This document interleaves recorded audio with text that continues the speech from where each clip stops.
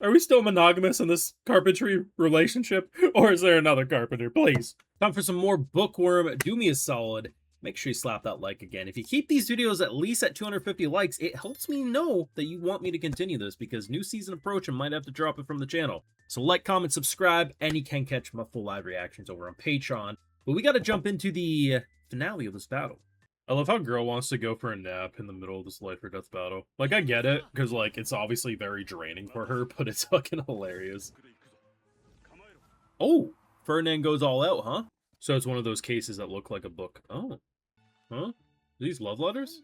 I mean, in theory, hiding your love letters in a big book in the forbidden section of the library that only certain people would ever have access to is the smart thing to do, because most people don't want to read books to the degree that Myne does. So, I mean, so essentially he has to punish his mother because she protected you, and that's who he's more mad at. The fucking coldness of him, man. Yeah, I don't give a fuck. She raised me. Who gives a shit?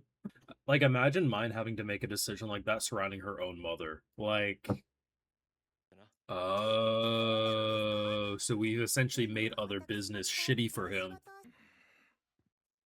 Bro's squaring up. I'm gonna punch you, little girl. If the concept of blueprints weren't really a thing, it's basically an all or nothing. Why would you want to let someone else make your thing when you're not going to get the recognition? She's changing the world, bruh. Mine's cute. She's got some good-ass reactions. Basically, that's my face reading half the YouTube comments I see on a week-to-week basis. Monkeys. Monkeys everywhere. Now, I ain't gonna lie, Ferdinand popping off so effortlessly that he just one-shots the beast. Gotta admit, we've never seen him do that, and it was pretty badass. The interesting thing about him is that sometimes you have these, like, big dick moments, and you're like, okay, yeah, I mean, they have to overcompensate because of A, B, and C. Nah, he can look at a child and be like, we need to execute the bitch, and you know damn well he means it. Or he can have his flaming sword do the talking, and you know damn well he ain't playing here. But it was very cool, man, because even Myne, like, recognized, like, we've never seen him unleash this level of power before, and it's impressive. Not to say, like, I'm surprised he can do this. It's just more surprising to, like, it's kind of like putting a face to a name, right? Like, you always know the person's impressive, but then when you finally see the face, you're like, yeah, okay, that's all lining up for what I know. That's this moment in a nutshell. And I honestly thought this was going to be the moment that, like, okay, we effortlessly defeat this beast, so then, therefore, maybe a chill transition episode.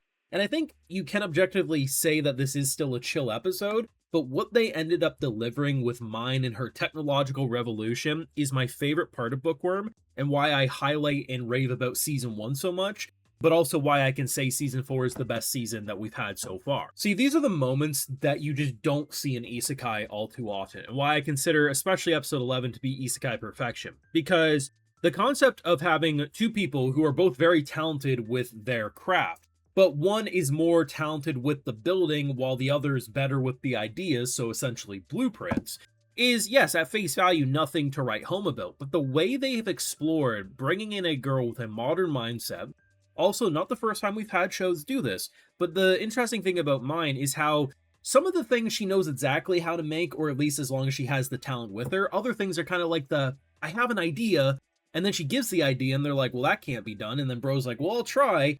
Because this world functions very different than our own. Not only have they not reached this point of technology naturally, look at these two as an example.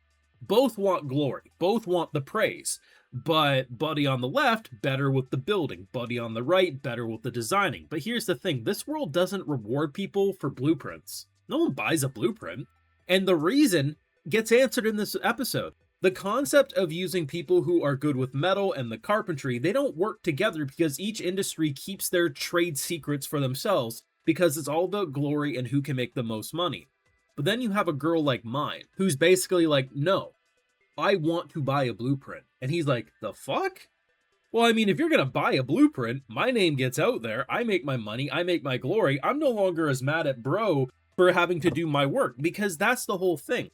The concepts of, like, being loyal to an industry, right? So, like, a carpenter, right? Okay, I heard you're not really being exclusive with me anymore. I'm thinking, like, when the hell did we start dating here? But okay, let's let this play out.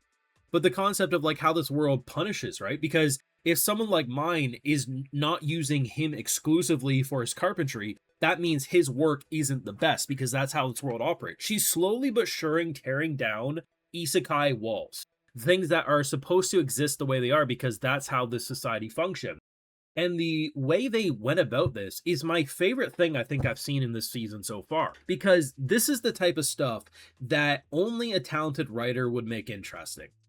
I think plenty of authors could write a scene like this. Okay, Isekai girl comes into a world, blueprints aren't really sold normally. Okay, and then it just feels like watching paint dry. I like this type of subject matter, but I've seen plenty of anime with not exactly this style of storytelling, but that same type of storytelling, and it's kind of boring, right? Because at the end of the day, we're just talking about who's going to buy a blueprint, right?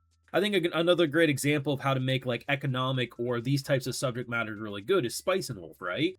Spice and Wolf is another great example of a lot of the subject matter in that show is boring in another author's hands, but it's exhilarating in that author's hands. Same thing here. Such fucking good writing and the type of shit you don't normally see in an isekai, or at least the type of stuff you don't see in an isekai done this well. I also love the fact that we find a key and it's like, oh yeah, this is the key to the rare books. It's like, fuck, okay, yeah, rare books, here we come. Turns out ain't no rare books, it's just hollowed out big books full of love letters and espionage and all different things. And it's honestly a very interesting scene because it builds into the, okay, yeah, Sylvester, yeah, had to lock his mom away in a tower. Can you repeat that? And then it kind of like boils into like Ferdinand and his feelings. Like, obviously he's got to care. And he's like, fuck if I care. It's just the way of the world. It's like, there's a lot of complexities at play here. And I think Myne as a character, if you look at like, especially like season 2 and 3, I feel like she's really evolved into her role come season 4. And I feel like she struck a very interesting blend of staying true to who we recognize, but also she's starting to fit into this world very well. I still have my genuine fears about the more comfortable she is in this environment, the less of Myne she becomes, and the more of Rose Myne she becomes. Because this is a girl that if you want to survive a world like this, you have to be cutthroat. You have to be able to do things. And honestly, if we throw Myne in this exact situation that Ferdinand or Sylvester was in, do you honestly think she'd be able to do what Sylvester did to her own mother? Fuck no. She wouldn't. And in return, she'd probably get killed because of it. But 10, 20 years from now, could she pull it off? I don't know. I feel like the only way you survive this world is if you can do a moment like that and lock your mother away in a tower. And that's really, really interesting subject matter. In general, I think this was a great episode.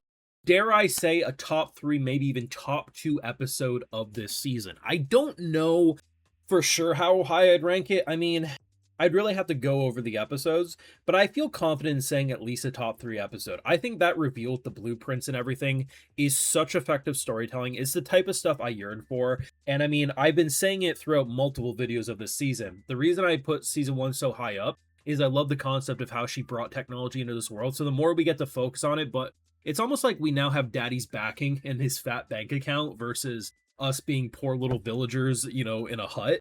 It's so cool to see what they've been able to accomplish, and it's such a good fucking episode. Love this type of content, and honestly, seeing Ferdinand pop off was great.